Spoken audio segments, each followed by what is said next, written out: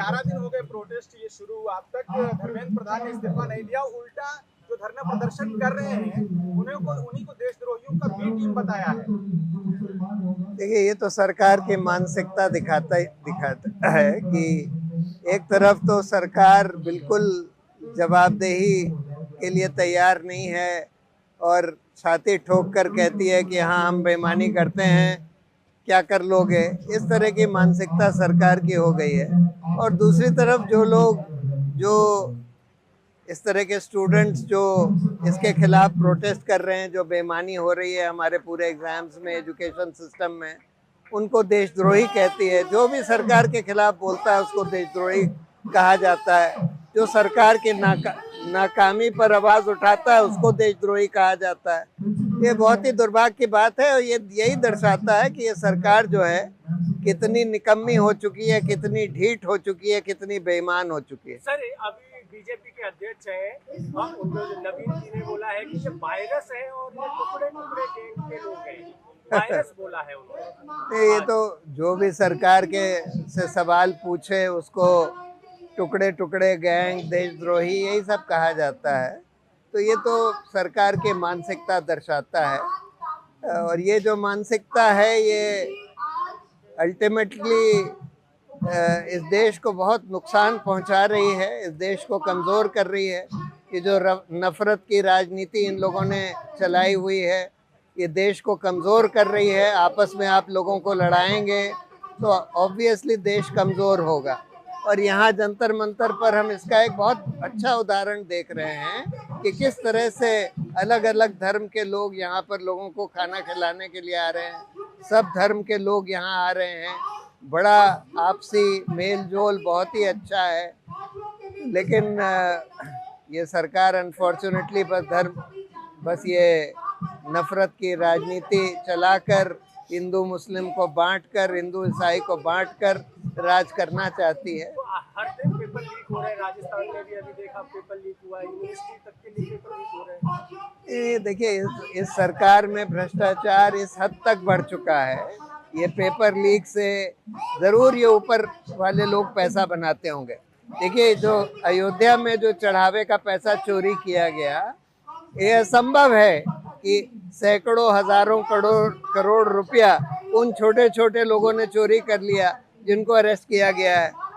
ये तो जो उस ट्रस्ट के जो चेयरमैन थे चंपत राय, या जिन्होंने उनको ट्रस्ट का चेयरमैन बनाया था यानी मोदी, जब तक पैसा इन लोगों के पास ना जाए तब तक कोई मान ही नहीं सकता कि सैकड़ों हजारों करोड़ रुपया इसका अयोध्या का चोरी हो गया, हजारों करोड़ रुपया, और ये छोटे छोटे लोगों ने चोरी कर लिया। उसी तरह से ये जो शिक्षा में पेपर लीक वगैरह हो रहा है, इसमें सैकड़ों करोड़ रुपया बनाया जा रहा है और ये पैसा असंभव है कि ऊपर तक ना पहुंचता हो।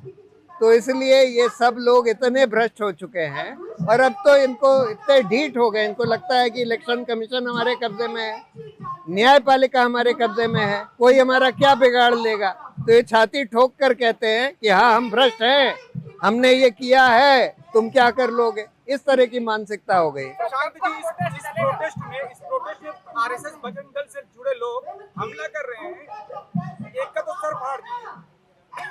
नहीं, वो तो देखिए इन लोगों की मानसिकता, इन लोगों ने ऐसे ऐसे लोग विकसित कर दिए हैं, ऐसी ऐसी सोच विकसित कर दी है जो सिर्फ वायलेंस, नफरत, गाली गलौच में बिलीव करती है, जिससे देश बर्बाद हो रहा है।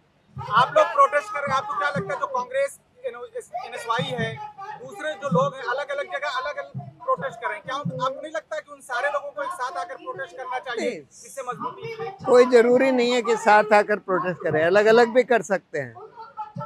मुद्दे अगर सेम हैं तो अलग अलग प्रोटेस्ट भी हो सकते हैं। साथ अगर कोऑर्डिनेशन हो जाए तो बहुत अच्छा है, ना भी हो तो किसी को ये नहीं सोचना चाहिए कि भाई ये लोग क्यों प्रोटेस्ट कर रहे हैं, अरे हम लोग कर रहे थे, ये क्यों कर रहे हैं। अरे भाई सब लोग ठीक कॉज के लिए कर रहे हैं, तो सारे स्टूडेंट यूनियन, सारे स्टूडेंट बॉडीज, सारे पॉलिटिकल पार्टीज, सबको प्रोटेस्ट करना चाहिए, सबको इन सब चीज़ों पर आवाज़ उठानी चाहिए।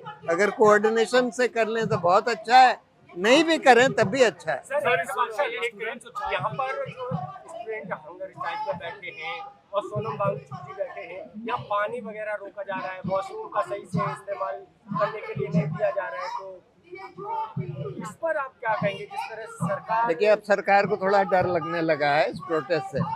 पहले इनको लगा कि ये कुछ नहीं है, छुटपुट हैं, निकल जाएंगे, एक आध दिन प्रोटेस्ट करके निकल जाएंगे, एक दिन सुबह से शाम तक प्रोटेस्ट करके निकल जाएंगे। जब लोग बैठ गए और सरकार को दिख रहा है कि भाई इस प्रोटेस्ट का, यहाँ पर कितने भी लोग आ रहे हों, लेकिन इस प्रोटेस्ट का आकार इस देश में दिन पर दिन बढ़ रहा है और ये सरकार को दिख रहा है। और जब से सोनम वांगचुक फास्ट पर बैठ गए, सरकार को और डर लगने लगा। इस वजह से वो लोग पानी वानी बंद करने की बात कर रहे हैं, पानी बिजली।